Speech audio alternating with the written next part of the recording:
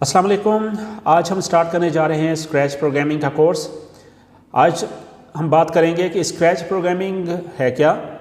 Scratch programming एक block based programming है जो कि डिज़ाइन की गई है स्पेशली बच्चों को प्रोग्रामिंग सिखाने के लिए।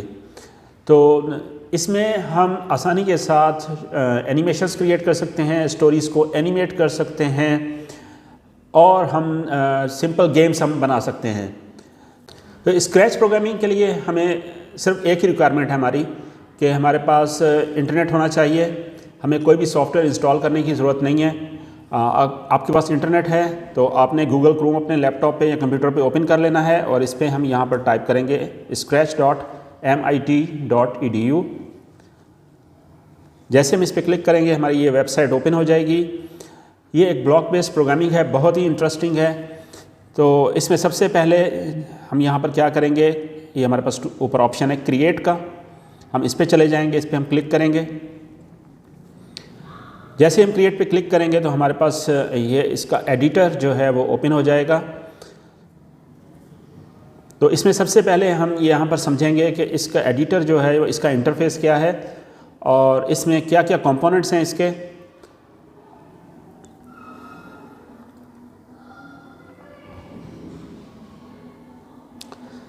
जी, यहाँ पर हमारे पास अब सबसे पहले हम बात कर लेते हैं, ये राइट साइड पे हमारे पास ये एक कैट है, इसको हम कहते हैं स्प्राइट।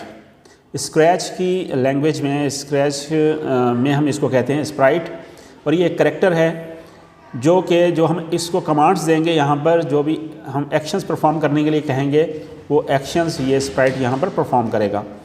और ये जो वाइट एरिया है जहाँ पर ये स्प्राइट आपको नज़र आ रहा है, ये टोटल वाइट एरिया कहलाता है स्टेज। ओके, तो हम यहाँ पर ये स्प्राइट्स या जो करेक्टर्स हैं हम यहाँ पर चेंज भी कर सकते हैं। उसके बाद हम अगर राइट साइड पे आ जाएं तो हमारे पास यहाँ पर ये टैब्स हैं कुछ बने हुए डिफरेंट कलर्स के। तो इन टैब्स को हम कहते हैं स्क्रिप्टिंग ब्लॉक्स या स्क्रिप्टिंग टैब्स भी हम कहते हैं। ये डिफरेंट स्क्रिप्टिंग टैब्स हैं। स्क्रिप्ट मतलब कि हमने कंप्यूटर को कोई भी हमने कमांड देनी है या हमने प्रोग्राम लिखने के लिए एक कमांड यूज़ करनी है तो हम कहाँ से यूज़ करेंगे, यहाँ से। अगर हम मोशन में बात करते हैं, मोशन के टैब पर हम अगर क्लिक करते हैं तो मोशन से रिलेटेड जितने भी स्क्रिप्ट हैं वो यहाँ पर आ जाएंगे। तो अगर मैंने कोई भी स्क्रिप्ट अप्लाई करना है या कोई भी कमांड मैंने स्प्राइट को देनी है तो मैं क्या करूँगा, सिंपली यहाँ से मैं इसको क्लिक करके और ड्रैग करके यहाँ पर ले आऊँगा और ये यहाँ हमारे पास स्क्रिप्ट है glide 1 seconds to random position.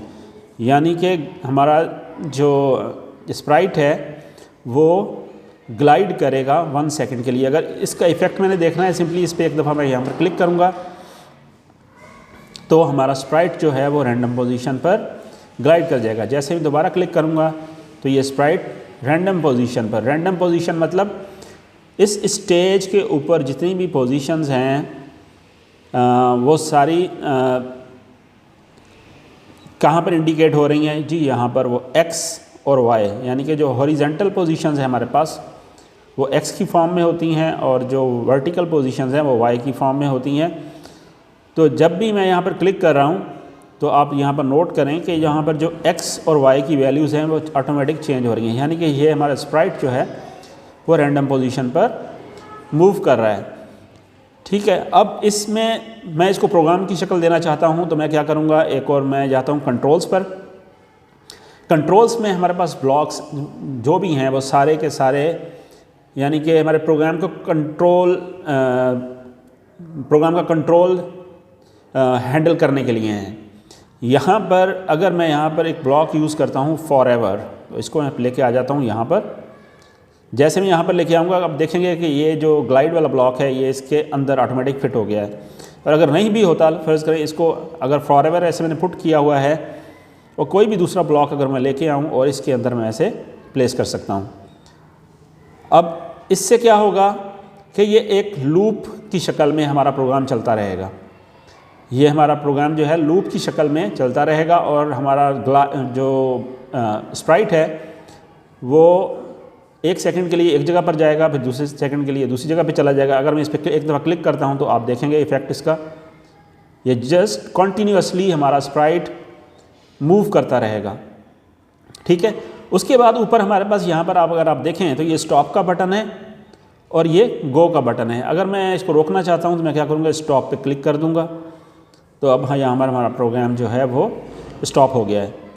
इसी तरीके से आपने स्प्राइट को इनिशियली कहीं पे भी मूव करना चाहते हैं तो आप यहाँ से इसको उठाकर भी मूव कर सकते हैं। देन दूसरा तरीका क्या है, आप यहाँ पर फिक्स वैल्यू भी डायरेक्ट अगर वैल्यू आप दें, मैं कहता हूँ x0 और y0 जो कि इनिशियल वैल्यू होती है इसकी, वो मैं यहाँ पर पुट कर दूँ तो उस वैल्यू पे, उस पोजीशन पे वो चला जाएगा। ओके, अब इसको थोड़ा सा और हम इंटरेस्टिंग बनाते हैं। मैं यहाँ पर क्या करता हूँ, एक और ब्लॉक है कंट्रोल्स में, वो है वेट ब्लॉक। इसको मैं लेके आता हूँ यहाँ पर, और ये क्या है कि वेट करेगा, यानी कि ग्लाइड करेगा 1 सेकेंड, उसके बाद 1 सेकेंड के लिए वेट करेगा। हम इसको वैल्यू इसकी कम या ज़्यादा भी कर सकते हैं। मैं इसको कह देता हूँ 0.5 सेकेंड्स, यानी कि हाफ सेकेंड के लिए ये वेट करे। उसके बाद इसको कंप्लीट मैंने प्रोग्राम की शक्ल देनी है तो मैं जाऊँगा इवेंट्स में, और इवेंट्स में हमारे पास एक और ब्लॉक है जो है व्हेन ग्रीन फ्लैग क्लिक्ड। इसको मैं उठा के ले जाऊँगा। ये इवेंट है, यानी कि ये इवेंट अगर होगा तो हमारा ये प्रोग्राम स्टार्ट हो जाएगा, ये रन हो जाएगा। तो इसके लिए अब मैं क्या करूँगा, अब यहाँ पर मैं ग्रीन फ्लैग पे क्लिक कर दूँगा। जैसे मैं ग्रीन फ्लैग पे क्लिक करूँगा तो आप देखेंगे कि हमारा ये प्रोग्राम जो है वो रन हो रहा है, एग्जीक्यूट हो रहा है, और ग्लाइड हो रहा है हमारा स्प्राइट 1 सेकेंड के लिए रैंडम पोजीशन, फिर हाफ सेकेंड वेट हो रहा है, और दोबारा से फिर फॉरएवर में इस लूप में कॉन्टीन्यूसली ये लूप चलता रहेगा, हमारा प्रोग्राम ये रन होता रहेगा। ओके, सो इसको प्रोग्राम को अगर हमें स्टॉप करना है तो मैं यहाँ पर स्टॉप पे क्लिक कर दूँगा तो हमारा प्रोग्राम स्टॉप हो जाएगा। So this is our lesson 1।